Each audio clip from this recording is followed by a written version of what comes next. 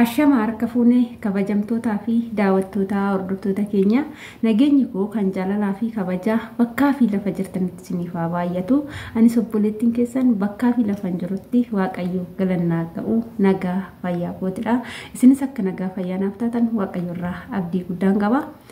Egaa warroonni mana keenya faaraa taatan like share subscribe godha. Har'a viidiyoo ajaa'ibaa taasisanii qabadee dhufee jira. Kanaaf isin immoo viidiyoo kana hanga dhumaatitti dhaggeeffadhaa, keessattuu shamarran biyya ormaa dhuftanii jechuudha. Gaafii obboleessi koo gara keessatiin nagaafateen isiniif dhiyeechee isaafis deebisuu dhufee jira jechuudha. Isinis immoo hanga xumuraa dhaggeeffadhaa viidiyoon kun maal akka ta'e. Obboleessa keenya tokkotu akkana jedhe. Nageenyi Waaqayyoo siif haa baay'atu. Anis nagaa kootidha. Egaa ka haadha manaa tan qaba. Haadha manaa koo garuu gara biyya Arabaa erguun barbaada. Haa ta'u garuu waan na sodaachise tokkoon qaba. Obboleettii kiyyaa ani yaada koomentis nan barbaada. Yaada keetis nan barbaada. Warri koomentis maal akka naan jedhan nan barbaada. Kanaafuu viidiyoo naan hojjedhu jedhe. Gaafii tokkoffaa irratti kan inni jalqabe ani haadha manaa koo biyya ormaa erguun barbaada. Garuu gaafa achi geessee jettee maallaqa hojjettu anarra kan abbaa manaa ishee irra osoo hin taane maatii isheetiif ergiti.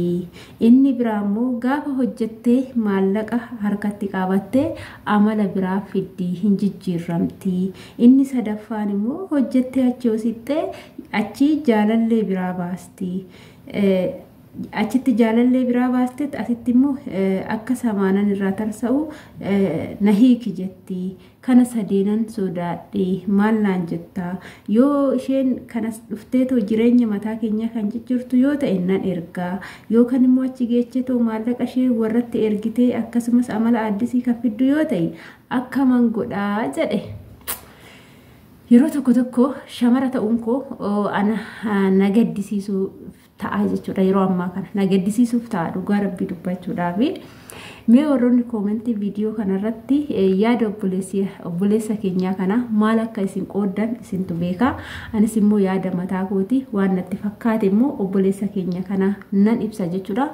Inni tokkoffaa irratti haadha dhiirri tokko dubartii tokko yoo fuudhe akka aadaa nu beennutti dhiirri tokko dubartii tokko fuudhe jechuun haadha manaasaa godhatee ofiisaatii hojjetee dadhabee haadha manaasaa san kunuunfachuudhaaf. Kan ammaa kun immoo dubartii tokko yoo fuudhe biyya Arabaa ergatee gabaree galfatee ofiisaatii taa'ee maallaqa nyaatee jireenya isaa ittiin fataa jechuudhaaf. Kan amma yoo biyya ormaa amma yaanni astaasabiin isaa amma yoo gara biyya ormaa ergate maallaqa akka warraa ergitu hin barbaadu. Maallaqni hundumtuu akka isarratti galu barbaada. Akka barbaade ofiisaatii ta'uuf. Garuu inni dhiiraa sun achitti waan balleechuu ittiin fakkaatu. Inni garuu guddaa balleecha jechuudha. Shamarri takka gaafa biyya ormaatu dhufte gaafa bultii isheetuufuu jireenya mataa kootan jijjiira jettee dhufte dhugaadhaan akka shamarranii amanamtuun hin jirtu jechuudha. Yoo inni dhiiraa sun achitti ishii dhaaddabee ishii gube amala addisii fiddi malee shamarri tasallee amala addisii fiddu jechuudha biyya ormaatitti. Hojiin ishiitu ishii jinquu namummaa keessa ishii baasuyyuu jireenya siisan jijjiirrachuu bakka kalee sanitti hin deebi'u jecha gubattii malee waan biraa hin yaaddu jechuudha. Garuu dhiirri hoo maallaqa ishiin ergitu san qofa yaada jechuudha. Fuudhee gabaree galfachuuf yaada jechuudha. Erga dhiirri kan nu fuudhee gabaree nu galfatu ta'e shamarri keenya ammaa ija banadhaa jechuudha. Dhiira tokko jiraachuu hin qabnu. Dhiirri tokko nu fuudhee gabaree nu galfachuu hin qabu. Biyya ormaatitti bar kan nuti qaxaramnee hojjechaa jiru gabaree galle gabaree miti. Garbittii galle mana ormaatitti garbittii galle arabdoonni akka barbaadanitti ol nu erganii gan nu erganii akka barbaadan nu godhu. Garuu maallaqa keenya kan nyaatu inni algaarra ciisee sa'aatii beela'ee nyaatee sa'aatii dheebotee dhugee akka barbaade ta'a. Garuu fuudhee garbittii galfateetu inni fataa jechuu barbaada jechuudha. Shamarri keenya ammaan booda ija banachuu qabna. Kan duraan dogongorreetu biyyaa baanee jirra. Yookaan osoo hin heerumin maatii keessanirraa baate jireenya maatii keessanii jijjiiraa malee heerumtanii jireenya dhiiraa jijjiiruu biyya ormaa hin dhufinaa jechuudha. Obboleessa koo ani deebinii si deebisu jechuudha. Gabaabumatti haadha manaa kee atumti hojjedhuuti ofii keetii xaariitii bociiti falaxiiti jiraachifadhu malee biyya arabaatti hin ergin jechuudha. Akka seera amantaatis ta'e akka seera amantaa kiristaanaatti dhiirri tokko dubartii tokko hojjechiise ofii isaatii taa'ee dubartii tokko ishiin hojjettee dhiira tajaajiluun cubbuudha jechuudha. Akka seera musliimatittis nan beeka. Dubartiin takka hojjettee dhiira jiraachisuun haraama ta'uusaa nan beeka jechuudha.